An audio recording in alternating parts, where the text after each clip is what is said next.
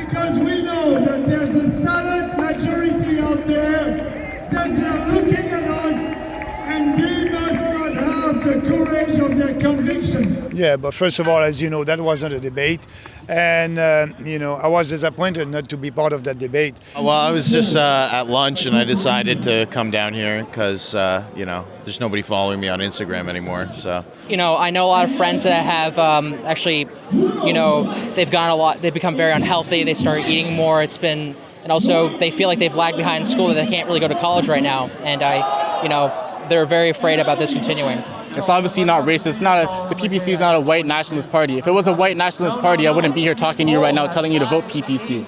So it's just really important to me to say all these things to ensure that Canada stays Canadian. I want to be able to live in this country and raise children in this country because I love this country. I'm going to fight for this country. I'm not going to let globalists take over, etc.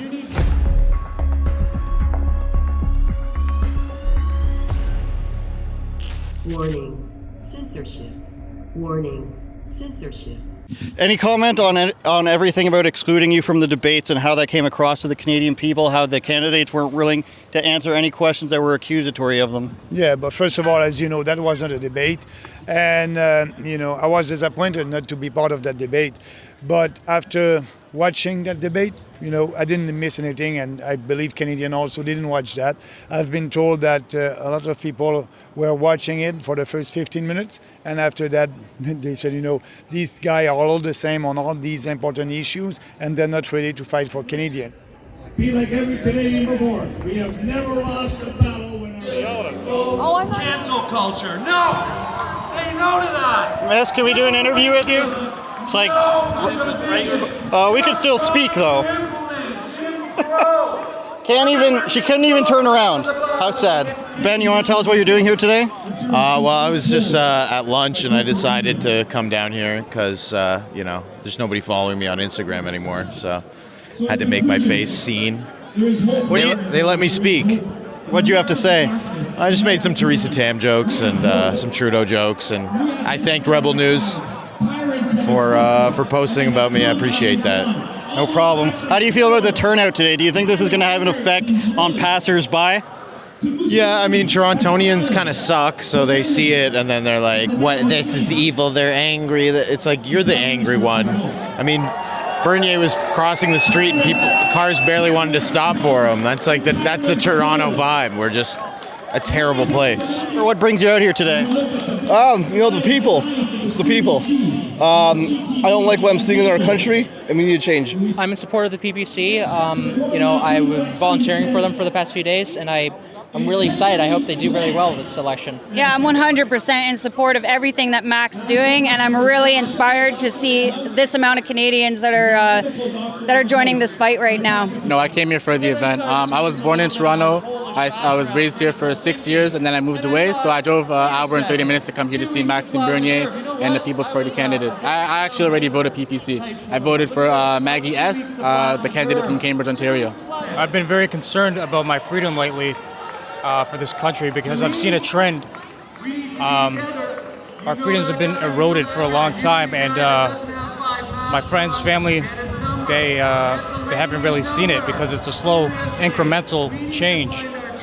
So my intention was to come and see how many people actually showed up because the media is not truthful. They make it seem like there's not many of us out there. Well, I'm completely on the side of the PPC. I think they're the only vote that really is going to stand for freedom, and I feel like voting for Conservative is just voting for Trudeau essentially.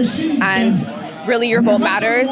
Even just to get them even a seat in the House, it matters. And how's the party really supposed to grow if we don't, all come out and vote and show face and stand up for what's right? I'm definitely a PPC supporter. Yeah, my whole family is, we've been conservative, for ages, but Conservative Party just isn't cutting it, So, yeah, the PPC has really been, they've been making it done, You're a young guy. Has the lockdowns and the mandates affected your school or anything like that? For sure. We've been having a lot of masks and mandatory policies to enter the school. It's been tough. I've been doing online school, and it's just really a decline in our education. It absolutely has. I know a lot of friends that have actually, they've gone a lot. They've become very unhealthy. They started eating more. And also they feel like they've lagged behind school, that they can't really go to college right now. And they're very afraid about this continuing. Yes, I actually have friends who got basketball scholarships at post-secondary institutions, and they said that they cannot be able to play with the team unless they get vaccinated. So my friend who earned a scholarship actually is not playing basketball right now due to the restrictions, etc. So I just started university this year, actually. It's so my whole grade 12 year, so half of grade 11, grade 12, and now might lock down again. I do live sound and lights for live performance acts, and I've been out of work now and forced out of work for over a year and a half. And I actually got the letter from my employers that I won't be able to actually return to work unless I'm double vaccinated. So my entire life is affected by this. What's the general feeling with your friends and your classmates? Do you guys hate this? Is it okay because you get to stay at home? How do you feel about all of it?